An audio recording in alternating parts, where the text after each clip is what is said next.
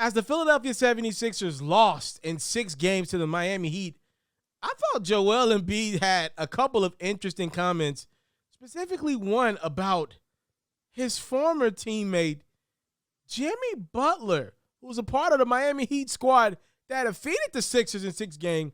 He said, obviously, Jimmy's my guy. That's my brother. It's tough, but I'm so proud of him. He's playing at an unreal level right now. He's something else right now. I'm proud of him being able to play at this level and carrying them and what he's been able to do.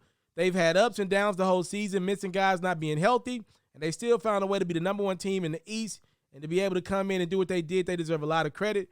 They have a great team, great guys overall, and obviously great coaching and a great front office. So a lot of credit to them. Like I said, I'm happy for them. I mean, I won't sit here and say I didn't wish he was my teammate. I still don't know how we let him go. I wish I could have gone to battle with him still, but it is what it is. Now, I want to remind you guys, in that same press conference, Joel Embiid said this about James Harden following their L. Everybody expected Houston James Harden, but that's not who he is anymore. He's more of a playmaker. I thought at times he could have been, heck, all of us could have been a little more aggressive. That comes after last year, Joel Embiid threw Ben Simmons under the bus following their Game 7 loss in the semifinals against the Atlanta Hawks. I think we're starting to see a trend here, ladies and gentlemen. It feels like, to me, Joel Embiid wants to play with Jimmy Butler again.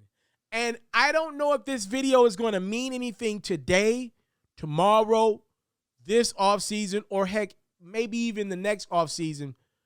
But I want you to do me a favor here and timestamp this video, and I think it maybe will be something that we'll come back to. I don't believe Joel Embiid ends his career in Philadelphia. If he does, it'll probably mean he's settled.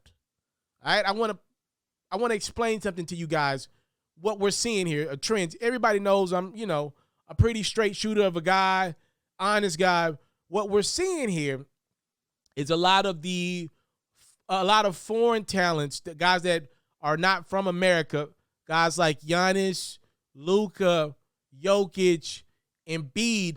These are guys, though they're gifted, they feel like the teams that drafted them took a shot on him. I know Embiid was a guy that actually went to Kansas and played American ball before being drafted, but clearly these guys feel like they're in debt to the organizations that drafted them. And there's an extra little piece of loyalty that we're seeing there versus, I don't know if Trae Young will be in Atlanta forever. Zion looks like he might potentially force himself out in the next year or two. We'll see what happens with Ja Morant and some of the other young talents in the league who maybe want to test their options. RJ Barrett to the world. We'll see. But the talents that are not from the States, they're loyal. Embiid was a guy who didn't pick up a basketball until his teenage years, if I'm not mistaken. He's loyal to Philadelphia. So if he stays in Philadelphia for the remainder of his career, either they won a ring or he just settled.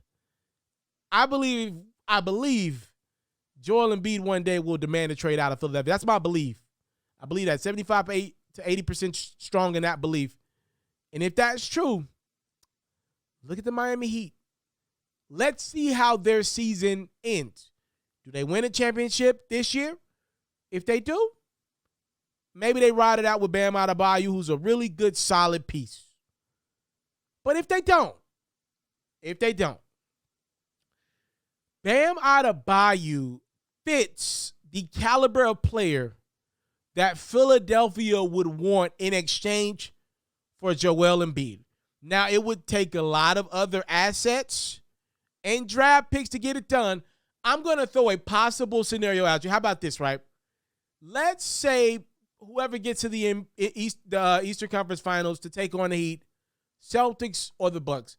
Let's say either one of these teams beat up on the Heat, the 1 seed, again, that will have home court in that series. Let's say the Bucks or the Celtics win in 4 or 5 games. That would have likely meant they would have won 2 games in Miami, at least, to win that series. It looks clear as day the Heat are not good enough to win a ring this year, despite being the 1 seed. Miami's got some financial issues coming up on the radar. Duncan Robinson didn't play much against the Philadelphia 76ers. Max Strus got those minutes. Strus is a better player defensively. Gabe Benton is a guy that could get some money in this league down the line. What if Miami says, we'll be willing to move off Duncan Robinson, Bam Adebayo, this offseason as the start of a package deal for Joel Embiid if the Sixers say, all right, we rolling with James Harden in our rebuild because he's got Daryl Morey and one of the owners, Michael Rubin, in his pocket. You're telling me you don't see the Heat and Sixers doing business on a potential Embiid for Adebayo, Duncan Robinson-led swap? Again, Miami would have to give up some picks, find a way to get some other assets. But I see the start of something. If you're Philly, can you get Victor Oladipo as well? You know, like the Miami's got an abundance of talent. They're a very deep roster. Let's not forget Markieff Morris is just now playing again. They got some guys.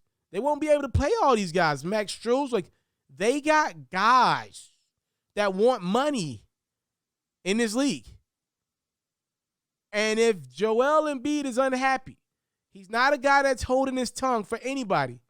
If he's truly unhappy, I wonder when we'll see the day that he says, enough of this in Philly. I didn't trust the process enough my damn self.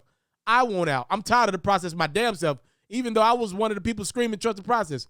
I'm just saying, if we enter this offseason and Joel Embiid realizes that he's never going to win with James Harden, let's not forget, Embiid didn't necessarily want James Harden. He wanted Bradley Beal, reportedly.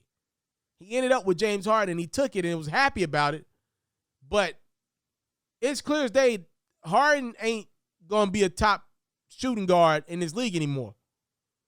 If he sees Philadelphia give that dude $60 million and realizes they're screwed for the next few years unless Tyrese Maxey becomes an all-star, I just wonder will that big fella in blue say, I want to be a big fella in red and demand a trade.